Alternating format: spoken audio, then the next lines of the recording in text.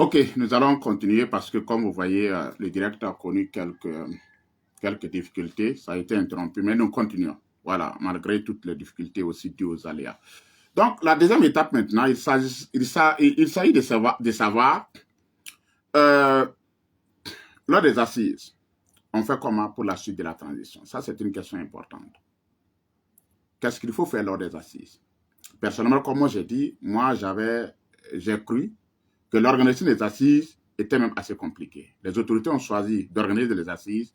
Nous allons les accompagner.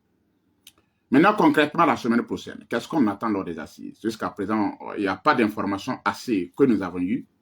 Mais personnellement, je pense que lors des assises, la première des choses à faire, c'est de permettre au capitaine Ibrahim Traoré de continuer avec la transition. Ça, c'est la première des choses à faire. C'est une nécessité. Au stade actuel des choses, remettre le pouvoir à une autre personne, que cette personne soit militaire ou bien que cette personne soit civile, c'est sérieux de nous compliquer la situation. On ne va pas s'en sortir. Je ne vois pas quelqu'un aujourd'hui au Burkina Faso qui peut prendre le pouvoir pour mobiliser les masses, pour faire la guerre, comme le capitaine Ibrahim Traoré est en train de le faire. Comme on le dit, on ne change pas une équipe qui gagne. Cette équipe a gagné, elle est en train de gagner, nous devons l'accompagner. La changer serait la grosse erreur que nous allons commettre. Et je sais que les patriotes ne sont pas prêts pour changer cette équipe-là. La première chose, la semaine prochaine, lors des assises, c'est de reconduire le capitaine Ibrahim Traoré pour diriger la transition. Ça, c'est une chose primordiale. Nous ne devons aucunement accepter qu'une autre personne soit désignée pour diriger cette transition-là. Que cette personne soit militaire, qu'elle soit civile, nous ne devons pas accepter cela. La continuité de la transition avec le capitaine Ibrahim Traoré est plus qu'une exigence. C'est la solution à notre mal.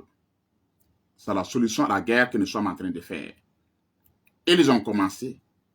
Ils ont eu de nombreux acquis. C'est vrai que la guerre n'est pas terminée, mais sur le terrain, tout le monde sait que les choses avancent.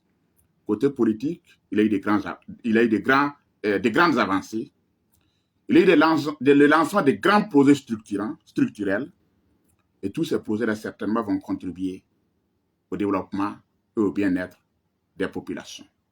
Tout cela, c'est nécessaire. Partant de cela, nous disons que lors des assises, c'est pour nous un devoir et une obligation de veiller à ce que la transition soit conduite par le capitaine Ibrahim Traoré. Ça, c'est une nécessité. Ils appellent les patriotes, les Wahigna, tout le monde à rester mobilisé pour que la transition soit conduite la semaine prochaine par le capitaine Ibrahim Traoré. Maintenant, la troisième étape. Ah oui, la transition sera conduite par le capitaine Ibrahim Traoré. Mais pendant combien de temps? Je sais que là où les débats seront houleux, c'est sur la durée de la transition. C'est sur la durée de la transition. C'est là où les débats seront houleux. En réalité, quand nous restons dans les formes, la durée de la transition ne devrait pas poser problème. Ça ne devrait même pas poser problème. Pourquoi? Parce que les capitaines et ces hommes qui ont pris le pouvoir à l'issue d'un coup d'État. Ça n'a pas été une élection. Quand on fait un coup d'État, c'est pour une mission bien précise. Les gens ne vont pas faire leur coup d'État pour prendre le pouvoir, et des gens qui n'ont pas fait un coup d'État vont venir imposer une durée pour la transition. Ça, ce n'est pas normal. Parce qu'un pouvoir issu d'un coup d'État, ce n'est pas un pouvoir électoral. Le capitaine Ibrahim Traoré doit diriger autant d'années que voudraient les masses, ceux qui l'accompagnent. Mais comme les gens ne sont pas prêts pour accepter cette réalité, lors des assises, certainement, on va demander à ce qu'on trouve un format politique. Il faudrait donner une durée à la transition. C'est cette durée-là aujourd'hui qui est très importante. La durée de la transition doit tenir compte d'un premier facteur. Le premier facteur que la durée de la transition devrait prendre en compte, c'est la reconquête du territoire national. Ah oui, la reconquête du territoire national est très importante. La fin de la guerre est très importante. Tant que nous n'avons pas pu reconquérir le territoire national, ça sera très difficile d'organiser des élections. Là, il faut être réaliste. On organise des élections dans un contexte d'insécurité comment? D'abord, c'est difficile d'organiser des élections dans un contexte d'insécurité. C'est très, très, très difficile. Parce que combien de Burkinabés vont voter? Je n'ai pas les statistiques avec moi. Mais lors de l'élection du ROC en 2020, si vous avez vu le potentiel électoral, le nombre d'inscrits sur les listes électorales, 5 millions et quelques, et le nombre de votants qui ne dépasse pas 1 million et quelques, vous comprenez jusqu'où la situation est difficile. Partant de cela, il faut un territoire, il faut un espace géographique pour organiser des élections. On ne peut pas organiser des élections seulement à Ouaga et à Bobo. Parce que les Ouagalais et les Bobolais ne sont pas les seuls habitants du Burkina Faso. Tout le monde doit voter. Tout le monde a droit au vote. Nous sommes tous des Burkinabés. Je l'ai dit de par le passé, il n'y a pas de grade en matière de nationalité. Il n'y a pas quelqu'un ici au Burkina qui est plus burkinabé que l'autre. Le Mossi n'est pas plus burkinabé que les Dagara. Les Dagara n'est pas plus burkinabé que le Bobo. Le Bobo n'est pas plus burkinabé que le Sinifou. Le Sinifou n'est pas plus burkinabé que le Samo. Nous sommes tous des burkinabés au même titre et au même grade. Partant de cela, si nous allons voter, il serait nécessaire que tous les burkinabés puissent voter. Et tant qu'on n'arrive pas à reconquérir le territoire national, on ne peut pas organiser des élections. C'est pour cela que nous disons que s'il y a des gens qui veulent qu'on vote, qu'ils s'impliquent dans la reconquête du territoire national. On ne va pas prendre juste quelques personnes, 1 million de personnes pour organiser des élections. Nous l'avons fait en 2020. On ne le fera plus. En 2020, c'était la plus grosse erreur que nous avons commise. On ne le fera plus. Ce qui est important aujourd'hui, c'est la reconquête du territoire national. La troisième des choses pour organiser des élections, c'est l'argent. Aujourd'hui, il y a beaucoup de Burkinabés qui dorment dans la misère, qui dorment avec la faim. La crise sécuritaire a fait que nous avons des milliers, pour ne pas dire des millions de déplacés internes. À Kaya, à Wayugia, à Dédougou, dans beaucoup de localités. Alors, entre nourrir les populations pour qu'elles ne meurent pas, et prendre des milliards pour organiser des élections, c'est qu'est-ce qu'il faut choisir? Oui, les partisans de la démocratie, voilà, et de la bonne gouvernance, comme ils le disent, diront qu'il faut organiser des élections. Mais c'est de l'utopie. C'est de l'utopie. On ne laisse pas des populations qui meurent pour prendre l'argent pour organiser des élections. La élection n'est pas un droit de vie. Quelqu'un ne va pas mourir parce que la personne n'a pas voté. Personne n'est mort parce que la personne n'a pas pu participer à des élections. Mais les gens peuvent mourir de faim. Aujourd'hui, la préoccupation, c'est de nourrir les personnes déplacées internes. C'est de faire de telle sorte que les gens aient à manger. Partant de cela, on ne peut pas prendre des milliards pour organiser des élections pendant que les gens n'ont pas à manger. Ce serait absurde et intolérable. Et Dieu même n'aime pas ça. Dieu n'aime pas ça. La Bible ne recommande pas cela. Vous partez à l'église. Le Coran ne recommande pas cela. Vous partez à la mosquée. Même nos ancêtres ne veulent pas cela. Nous allons laisser les Burkinabés qui n'ont pas à manger prendre des milliards pour organiser des élections. De par le passé, nous avons organisé des élections. Les élections ont donné à manger à qui? Les élections ont donné de l'eau potable à qui? Les élections ont développé qui? Je ne parle pas des politiciens qui utilisent les élections comme un rempart, comme une profession pour arriver. Je parle des honnêtes burkinabés, je parle des masses. Nos grands-parents qui sont dans les villages, nos mamans, nos tantes, nos sœurs. C'est qui les élections ont développé. C'est qui l'organisation des élections a pu développer. Donc, la reconquête du territoire national est une nécessité. Et l'organisation des élections, on ne va pas prendre des milliards pour organiser des élections. C'est-à-dire que, tant qu'on n'arrive pas à reconquérir le territoire national, ce serait très difficile d'organiser des élections. Partant de cela, pour être réaliste, quel temps il faut donner à la transition? La semaine prochaine, lors des assises nationales. C'est très important. Si ceux qui vont aller aux assises, moi je ne sais pas si je vais aller. De toute façon, vraiment, ça ne m'importe pas assez. Si ceux qui vont aller aux assises partent s'asseoir là-bas, et ils se laissent influencer par ceux qui ne jurent que par les élections, ils vont nous créer des problèmes. Il faudrait que les gens soient réalistes. Si les gens partent aux assises nationales, et ils disent que nous donnons 1 an à la transition pour organiser des élections, c'est-à-dire que dès le lendemain des assises, les gens n'auront qu'un seul mot dans les têtes. Élection, élection, élection. En 1 an, on ne peut pas organiser des élections au Burkina Faso. Il faudrait être réaliste et pragmatique. Ce n'est pas possible. Ce n'est pas possible. Même si nous finissons la guerre, en 1 année, dans 12 mois, dans les 12 prochains mois, on ne peut pas organiser des élections au Burkina ici. Partant de cela, prolonger la transition d'1 an Ce serait vraiment absurde. Ce n'est rien comprendre. Parce qu'en un an, on ne peut rien faire. En 12 mois, on ne peut rien faire pour organiser des élections ici au Burkina Faso. C'est très difficile. On ne peut pas. On ne peut pas. On a assez de préoccupations, on a assez de problèmes, on a de nombreuses difficultés que nous ne pouvons pas surmonter toutes ces difficultés-là pour organiser des élections dans les 12 prochains mois. Soyons réalistes, c'est impossible. On ne peut pas. Alors, le temps minimum qu'il faudrait donner à la transition, ce serait pour moi 2 ans. Ça, c'est le temps minimum. Je parle du temps minimum. Le temps minimum. Et il faut aussi quitter ce schéma de donner peut-être 18 mois à la transition pour attendre encore les 18 mois pour organiser des assises. On ne peut pas se passer le temps à organiser des assises pour parler du temps de la transition. Il faudrait que ceux-mêmes qui ont pris le pouvoir, le capitaine Ibrahim Traoré et ses hommes, assument les responsabilités.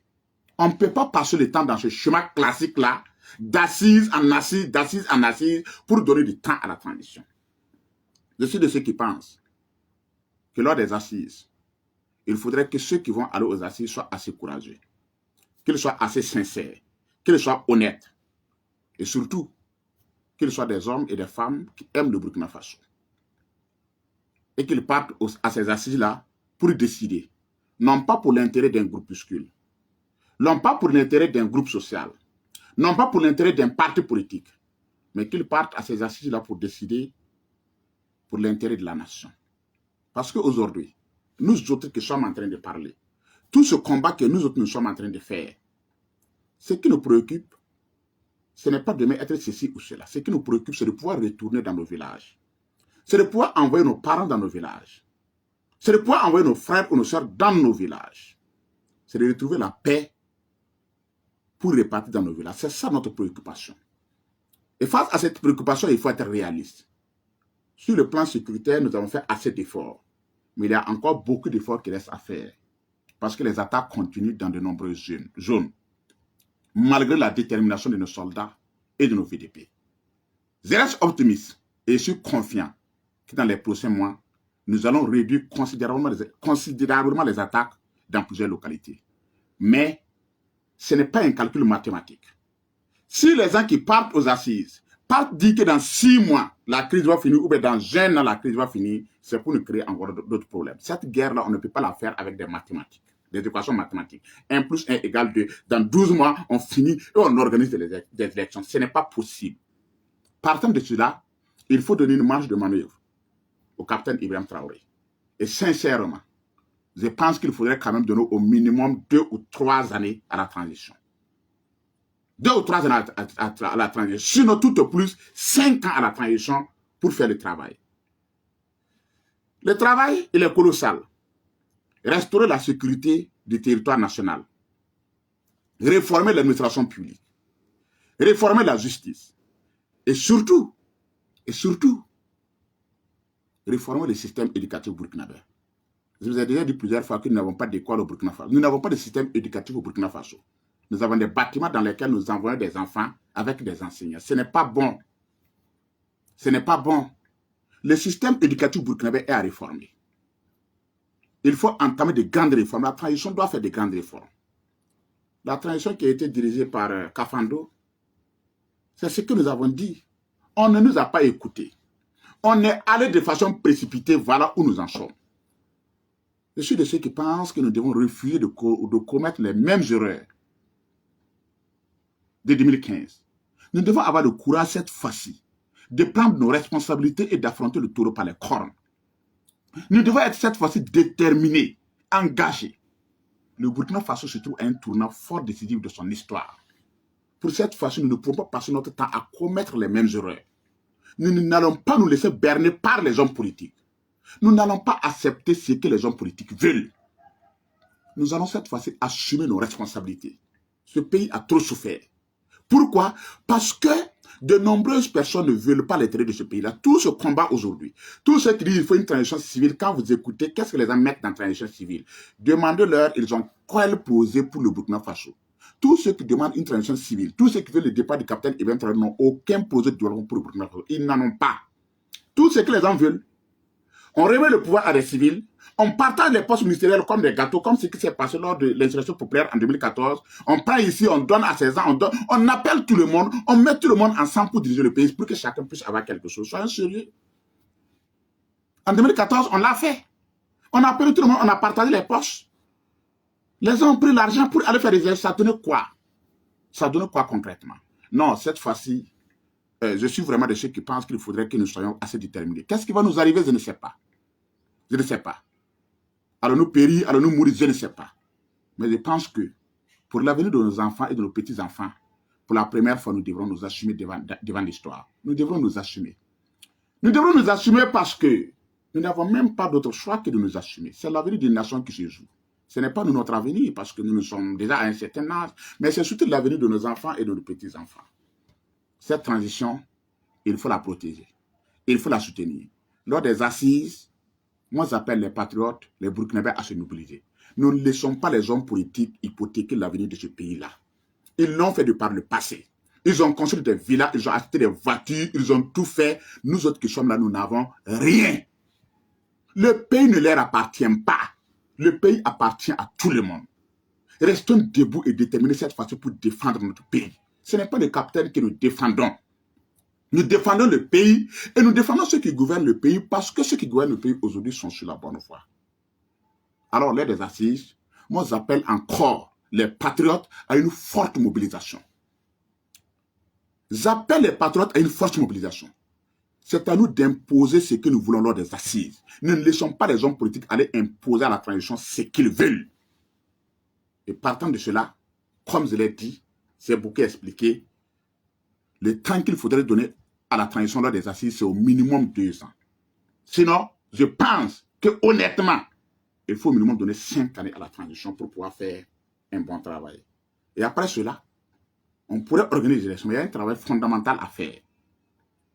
Il y a un travail fondamental à faire. Si cette fois-ci encore, comme en 2015, nous refusons de faire ce travail fondamental, moi je vais encore écrire ce livre, Burkina Faso de la transition à la trahison, l'analyse des résistants. C'est ce qui s'est passé en 2015. Et c'est ce qui ne doit pas se passer cette année. Donc, grosso modo, je vais résumer pour être court aujourd'hui. Les gens s'en moquent d'une transition civile ou d'une transition militaire. Les gens veulent des hommes et des femmes honnêtes pour diriger le Burkina Faso. Ce qui est important aujourd'hui, ce n'est pas le pouvoir est confié à un civil ou à un militaire. Ce qui est important aujourd'hui, c'est qu'est-ce que les gens font à la tête de l'État. L'équipe qui est là, pour le moment, est la meilleure équipe. Et comme on dit en français, on ne change pas une équipe qui gagne. Les gens ne soutiennent pas des militaires, ils soutiennent des hommes et des femmes de bonne foi qui veulent faire un travail pour toute la nation. Partant de cela, la transition continue. Ça ne souffre pas de débat. La transition continue avec le capitaine Ibrahim Traoré, pas avec une autre personne. La transition continue la semaine prochaine avec le capitaine Ibrahim Traoré. Les gens doivent rester mobilisés pour cela. C'est une exigence, c'est une nécessité. Ça va se passer comme ça. La transition va continuer avec le capitaine.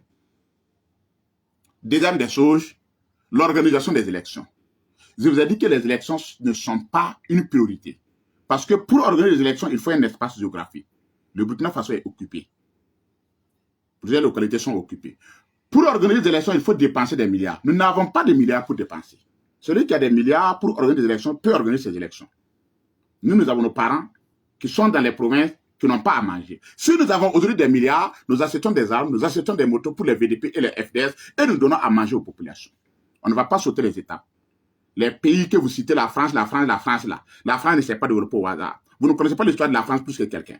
J'ai dit aux gens d'être modestes. Vous n'êtes pas plus intelligent que nous. Ça, je vous le dis chaque fois. La preuve est que le courage que nous avons, vous n'avez pas de courage. La France ne s'est pas développée au hasard. La France, c'est depuis le 11e siècle. Les premières élections en France, c'est en 1848. Les premières élections démocratiques en France, c'est en 1848. 1848, 1948, ça fait un siècle. 1948, nous ne sommes même pas en 2048.